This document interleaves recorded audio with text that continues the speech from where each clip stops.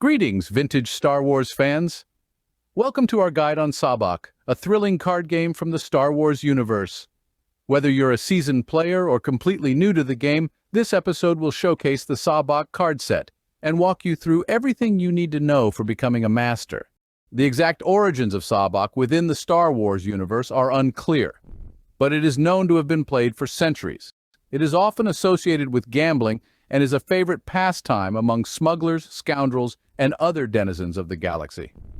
Sabaac is a cultural phenomenon within the Star Wars galaxy. It's played in seedy cantinas, high-stakes casinos, and even aboard starships during long voyages. Many iconic characters, including Han Solo and Lando Calrissian, are known to be skilled players. As with any game, it has evolved over time, leading to different versions and variants across the galaxy. Different regions may have their own rules and customs, and players often bring their own strategies and techniques to the table. This flexibility allows Sabaac to remain a dynamic and engaging game for players of all skill levels. The game has been featured in numerous novels, comics, and other media. These stories often depict high-stakes games that play a significant role in the plot, adding an extra layer of excitement and tension to the narrative. Outside of the fictional universe, Sabaac has become a popular aspect of Star Wars lore, inspiring real-world versions of the game, including card decks and tabletop adaptations. Fans enjoy immersing themselves in the world, whether through friendly games with friends or by delving into the deeper strategies and nuances of the game. Overall, it is not just a card game within the Star Wars universe, it's a reflection of the rich tapestry of cultures, characters, and stories that make up the galaxy far, far away. Its enduring popularity speaks to its timeless appeal and its ability to capture the imagination of fans across generations. Let's start things off by examining this officially licensed Sabaac card set and become familiar with what's in the box. First off, let's take a look at the Sabaac deck. It's comprised of a total of 62 cards with 30 in green and 30 in red, plus 2 zero cards thrown into the mix. But why the two colors? We'll get to that in just a moment. The remaining items are simply a set of dice and an instruction manual. There are 3 suites called staves in the game. These staves are identified by circles, triangles, and squares. There are 20 cards in each stave, which are split evenly between the colors with 10 green and 10 red. All staves are of equal value, with the green cards having positive values, such as +1, +2, +3, and so on. Conversely, the red cards have a negative value, such as -1, -2, -3, and so on. In addition to the stave cards, there are 2 zero-sum cards included in the deck. The object of the game is to score as close to 0 as you can with your cards. The general setup requires someone to be chosen as the dealer. That player becomes the dealer for the first round. The player to the left becomes the dealer for the next round, and so on. And just to be clear, the dealer also plays. The dealer shuffles the deck, then deals 2 cards face down to each player, beginning with the player to the dealer's left. Players can look at their cards but should not show them to the other players. The dealer places the remaining deck face down in the center of the group. This is the draw pile. The dealer then takes the top card from the draw pile and places it face up next to the deck. This becomes the discard pile. The game is played in 3 rounds. Each player takes 1 turn per round. The player to the dealer's left always goes first. Each player has the option to gain a card, swap a card, stand, or junk. Players can never swap a card without receiving one in return. Review your cards and calculate your hand. Remember, green cards are positive numbers and red cards are negative numbers. The object is to have cards with a score of 0, and you should always have a minimum of 2 cards in your hand. When it is your turn, choose one of the following options. Gain. Take the top card from the draw pile. You may keep the card or you may discard. If you pick the option of discarding, you must discard before you draw. Swap. Take the top card from the discard pile and place a card from your hand face up on the discard pile. Stand. You do nothing. Stand if you do not wish to take a card or discard on this turn. Junk.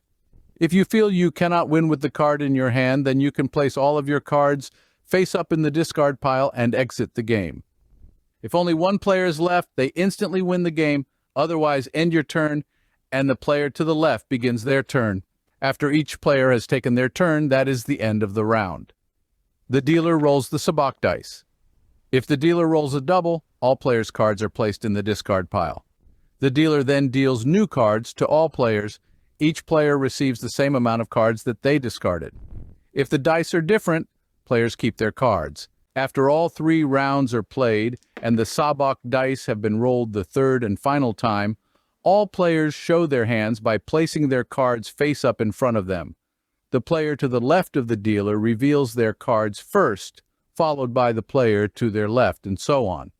The player with the best hand wins. Now let's look at some winning hands and see how this works in practice. It is important to note that a positive number, either total score or individual card, is always better than an equal negative number. To begin, we will start with the obvious winning hand of pure Sabaac.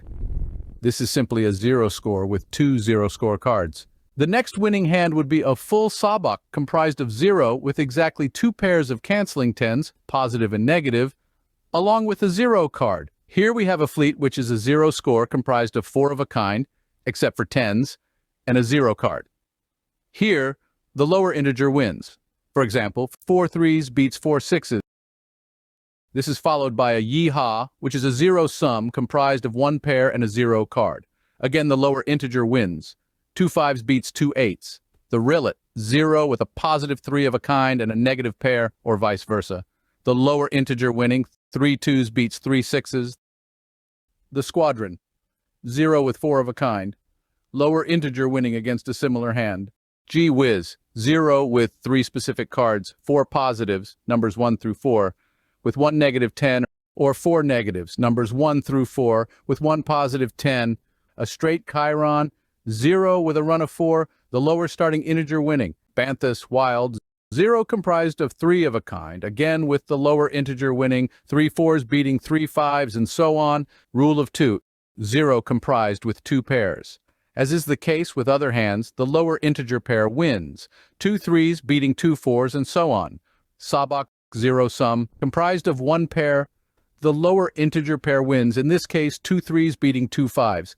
Now that we've covered some straightforward winning hands, let's delve into hands that triumph over others and clarify situations where determining the victor might not be so straightforward. First up, Sabaac with the most cards. This is a 0 sum with the most total cards. The higher total number of cards wins.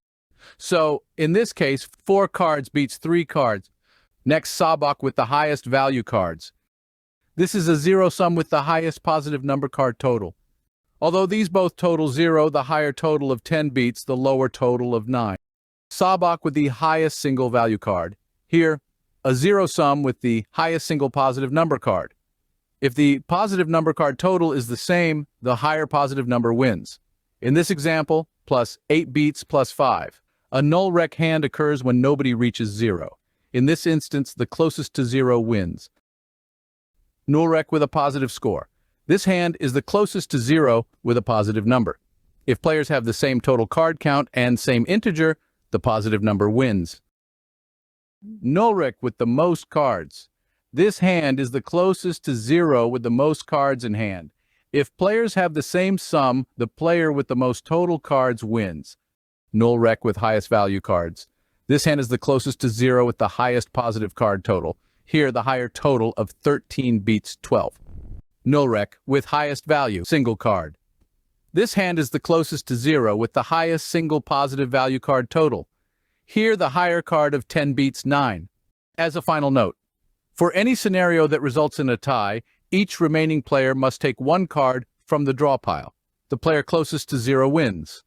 If players have the same number, the positive number wins. If players tie once again, they draw again until a winner is determined. And that brings us to the conclusion of this round of Sabaac. But as previously mentioned, there are various versions and adaptations of this beloved game. This particular rendition is known as the Galaxy's Edge version. Now, in other variations, the goal might be different. Take, for instance, a version where players aim to achieve a hand with a total value as close to 23, positive or negative, without exceeding it.